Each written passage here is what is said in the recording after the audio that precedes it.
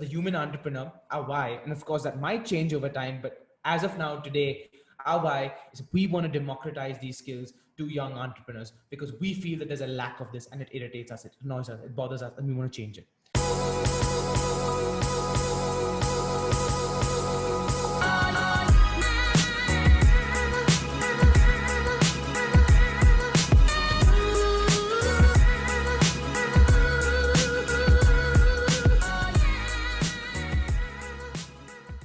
Welcome back to Gen Z Talks, and today we've got another special guest from India, who's a student at the University of Warwick studying digital innovation and entrepreneurship. Today, he is going to share his thoughts and insights on entrepreneurship, especially the entrepreneurship community that he's building amongst students. I'd like to welcome today Varun Balsara. Welcome, Varun. Hey Dan, thanks for having me. It's a pleasure. Thanks for joining us, and I'm really excited about the community you're building for students. Students who, Gen Z are very creative and have lots of ideas. So I'm interested to know how you turn these ideas into startups and what the process is from idea to startups and what resources you need. So perhaps we can start with a little bit about your community and the startups that you're involved with. Yeah, sure. So the journey of mine actually starts with ConnectUS, which was a social platform I built out of a frustration that was predominantly rooted in the fact that I did not have people I could genuinely connect with on campus. And so one night I cried in my room saying, I don't have any friends. And came from that realization that is there anything out there that can help me find like-minded individuals on my campus? And while there were some vague ideas around it, I guess it wasn't to my liking. So I said, you know what, I'm going to build something. And essentially what we did was we created this startup called ConnectUS, which was essentially an algorithm backed in psychology, which matched people to other like-minded individuals who share similar personality traits, interests, and values. And we connected them through, events on campus. And so when my co-founder and myself started thinking about it, we said, hey, so if we've got this support, do other people like us have this? Is there like, are we playing on an equal ground? Are we conducting business? I mean, are we building stuff? And is it does everyone have access to what we do? And when we did a thought experiment and we reached out to several entrepreneurs, the answer was a no. And we said, what can we do to kind of bridge this gap? So the fastest, easiest way to do that was a podcast. And so today, the Human Entrepreneur podcast is at its season 3. We've got over 25 episodes already. With the top 20 podcasts in the UK on entrepreneurship. And all we do is we talk about entrepreneurship and we aim to inspire the Gen Z. It's all for young entrepreneurs. And so we bring in guests to talk about things like, mental well-being in entrepreneurship, which is something very close to my heart. We also talk about different types of things such as how do you scale? How do you build? How do you ideate? We also get on inspiring guests to talk about their, entrepreneurial journey. And that wasn't enough. So then the next step was people started reaching out to us saying, amazing podcast, but now is there a community I can connect with? Is there a community I can connect with when it comes to students? And so myself and my co-founder and myself said, surely there must be a community out there. But then we realized out of doing a lot of research, to talking to so many different students and young entrepreneurs, it's either communities that are too expensive, too exclusive, or just not very regular. And so then we said, you know what, we're going to build one. And so the youth entrepreneur movement was born. And currently we stand at over 200 plus applicants in just a span of over 1.5, 2 months from our launch. And it's a buzzing community. Engagement is going. There's vibrancy. We bring in people from all walks of life to conduct webinars. We've got many talented people within the community, so they most likely conduct webinars for the others. And so all of this kind of culminated into this one idea that, there is a need for the Gen Z world to have these entrepreneurial resources. Congratulations on the fast progress you've made. I just have a question regarding how do you define an entrepreneur today, or entrepreneurship today? The way kind of we define an entrepreneur is a change maker. The ones that relentlessly pursue opportunities to innovate, disrupt, and solve problems to create these positive changes in the world, regardless of the scale and regardless of their kind of employment status. What trends are you seeing within your community in terms of new startups? What are people focusing on? One of the big things coming up is health tech. One of the big things coming up is ed tech. These are the two, I think, I mean, fintech is already, it was already disrupting a lot of the financial, it was already disrupting financial industries. But I think ed tech and health tech was it was undergoing disruption. But right now, because of COVID, it's been this huge spike. Because two main things that have impacted you is your mental health or just like your physical health, because you're locked in and there's so many things you're dealing with. And second is, well, education is still going on. It's not stopping, right? So you either study from home, and you attend classes, or you go to a physical school. And so these two things really needed to be done. I think COVID has just accelerated that digital innovation significantly. I think I predict that there's going to be a huge spike in the demand for well-being services during COVID. Of course, we're seeing that, but definitely post-COVID as well. Should a student wanting to start their own business build their audience first to build a community they understand, and then when they have a product along the way which might develop as they gain more understanding of the audience, to then pitch a product maybe a year down the line, having built up an audience, having gained more understanding, and having a solid market to pitch to? And in terms of building an audience, you can provide services like networking groups or videos, or you can provide value for a year and then gain the understanding. So do you think you should build your audience after or before? I think this is a very good question, Dan. And I think it's a little more nuanced than a direct answer.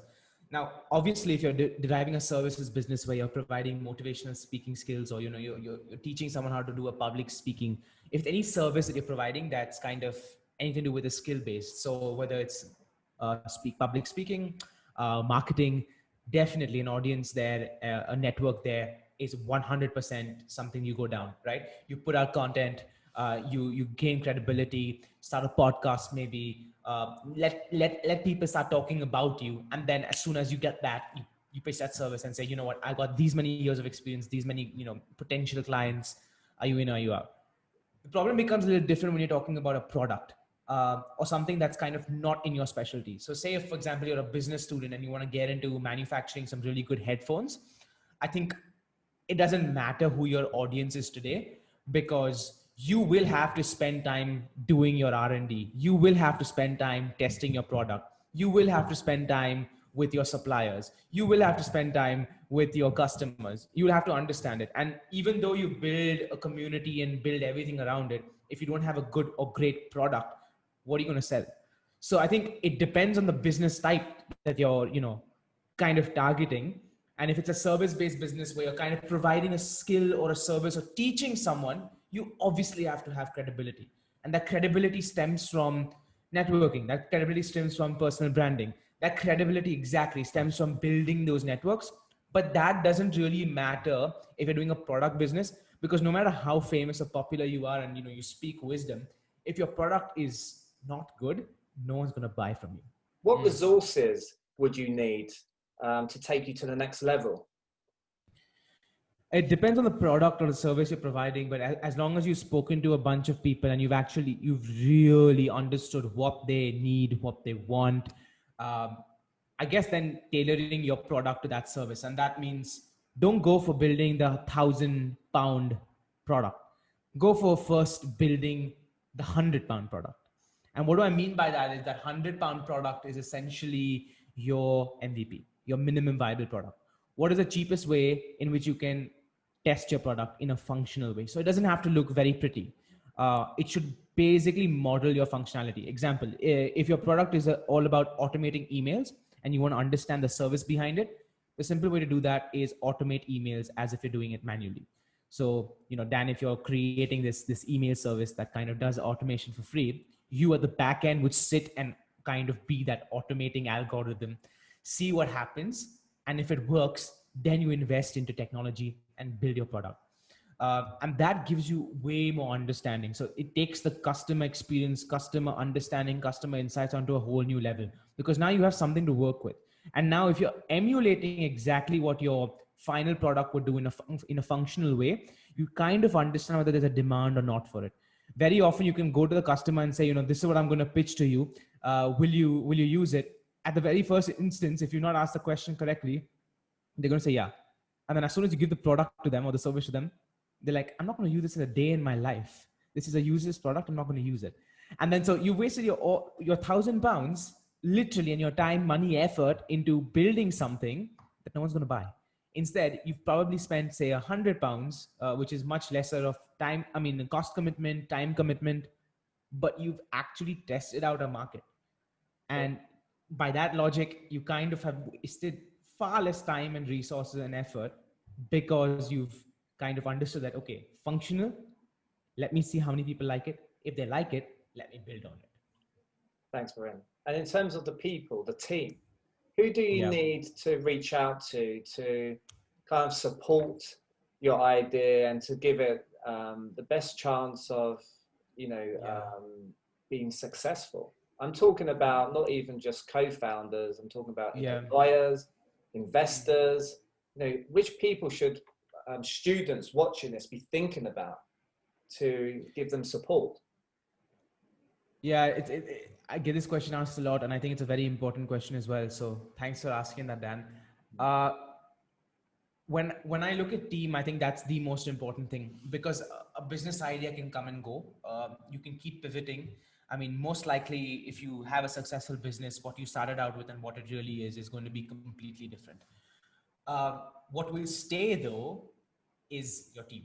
So the people you get on board are so important. And I don't mean just people you get along with. I mean people who have differing skill sets. If everybody is kind of working on product and like completely tech oriented and builds a fascinating product and you have no one to sell it to, does that even make sense? Of course not. So diversity is so important in team. Your culture in the team should be more like, how do I get the next person who I'm going to hire who's 10x smarter than me, who's way more smarter than me in something that I cannot bother understanding or can't understand. So if I'm a coder and I'm getting someone to code on my team, I would want that coder to be 5 times or 6 times or 8 times way more smarter than me. And that's just how you build. And I think talent in a way attracts talent. So if people start seeing that, there's this team, there's this culture, they'd want to come work for you. They'd want to come join you. And especially in university, my biggest mistake was, okay, so this is another thing that I think I want to reflect on here is, while people might want to work for you, and while, if you're a university startup and you're solving something, especially with ConnectUS, so many people wanted to work with us. The problem was we hired too fast and too much. And it was that hype, right? About people want to work for me. Let me just get everyone who wants to work for me. Too many cooks, 100% spoil the broth. You can get one person to do marketing and it'll be way more efficient than getting 10 people to do marketing, where they kind of figure out for probably 2 weeks on who's doing what, when that one person could have just, done a smashing ad campaign and, you would have been in another place. So I think when you get people, look at diversity, look at how much of output does that each person create. And if that output isn't too much, don't do it. I get asked this question also a lot in terms of, should you get people who are really, really snobbish, but really good at what they do? My answer is it depends a lot, because if that person is working in a silo, say for example, you've tasked him with building an app and he's not working with anybody else on a day-to-day basis, yeah, go for it. But I would then say, look very hard at your interpersonal relationships that you're forming through that team as well. And so it's very important to build that culture. And that goes back to your why. This Simon Sinek, Dan, he talks about this frequently. He calls it the golden circle. It's the why, the what, and the how. the why is very important, right? That's your actual starting point. You asked me, what does an entrepreneur do when you build a product and all of that? Everything starts with one question: what is that why? So why are you doing what you're doing in the first place? If you can answer that question, then team becomes very, very, very easy. So the human entrepreneur, our why, and of course that might change over time, but as of now, today, our why is we want to democratize these skills to young entrepreneurs because we feel that there's a lack of this and it irritates us, it annoys us, it bothers us, and we want to change it. And everything that we do has to align with that why, otherwise you don't do it. And that means prioritizing becomes a lot easier, hiring people becomes a lot easier. Sometimes you're hiring people who are great at their skill but may not resonate with the why, and then you might want to question whether you really want that person. And I guess that's how you build that culture. I think start with that idea that, okay, if this scales up, what do I want my team to look like? Because you're going to be spending most of your day, most of your waking hours with your team. If your team isn't your family, in the fact that you don't trust them, you don't have that relationship with them, imagine how hard it's going to be working with them, especially when it comes to founder co-founder conflict, especially when it comes to the fact that you're going to be having arguments, disagreements all the bloody time. And if you can't resolve that, and if you can't gel well with that person on a personal level, it is going to become really hard. Excellent. Thanks, Varun. Another question I've got is regarding finance and investment. Obviously, students aren't working or have a limited income throughout their studies. How are students meant to go about getting investment to help the startup to go to the next level? I think when it comes to investment, I think personally, combined, I've probably raised over £3,000 purely from just reaching out to different funds. And I think Warwick has been the most supportive in this, for me at least, in my entrepreneurial journey. Go to a university, I'm sure they have something around there that can offer you. Like, we have a student enterprise fund, and they give out either 500 or £1,000 a year for your student, and that's enough to build an MVP. There are other funds within the campus that give out a little more money, and so on and so forth. And they can then link you to external funds. And if you want a whole list of funds that you can reach out to, do get in touch with the Youth Entrepreneur Movement. We're more than happy to help you out with this. We can maybe help you sift through those millions of funds that exist out there. And I think this is a very good place to start building your MVP, when you can get funding without shedding equity. I mean, you can definitely go down the route of venture capital if you think that you want to shed out equity right from the start. But I personally don't know if that's the best option. And that's just me. I don't have much experience raising finance per se from venture capital. So I'm sorry that I can't advise on that much. But what I can say from my readings, from my research, and talking to several entrepreneurs that have raised finance through venture capital is know the VC inside out, know what they stand for, know their values. Do those values align with your values? That goes for any investment, really. Is shedding out equity that important? And the whole idea of chasing growth versus providing value. Many of the companies that you see that are growing really quickly, it's quite questionable whether they're actually providing value to their customers or taking their customers on for a ride and exploiting them. And so you want to understand your own integrity. Where does your why come from? It all goes back again to the why, and kind of understanding whether there's a fit. Product market fit exists for the business, but I think your founder, co-founder, investor fit needs to be very, very strong as well. I want to finish up, Varun, with so for a student watching this video today, how would they go about joining the youth entrepreneur movement? What is the application process? Yeah. Thanks, Dan. So essentially, you can engage with us in various ways. Best way to keep in touch with what we're doing is through Instagram. I can drop you all the links. Our website's now up. We have a publication called the 411, which gives you detailed insight into the world of young entrepreneurship and what the Gen Z world is up to. And if you want to join our community, it's a closed Facebook group for now. It's free. But essentially what you do is you log onto Facebook, and you type the Youth Entrepreneur Movement. I'll drop you the link, Dan. and we will ask you a few questions. I suggest you answer them very like give it a bit of thought.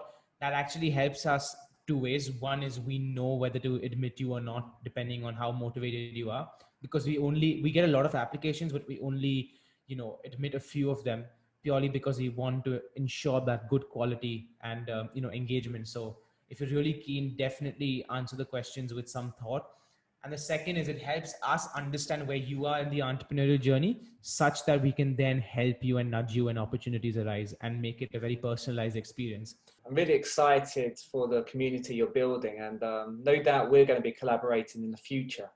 So yeah, let's keep in touch and speak soon. Take care, Varun. Well, thank you so much, Dan. It was an absolute pleasure. Thanks for having me.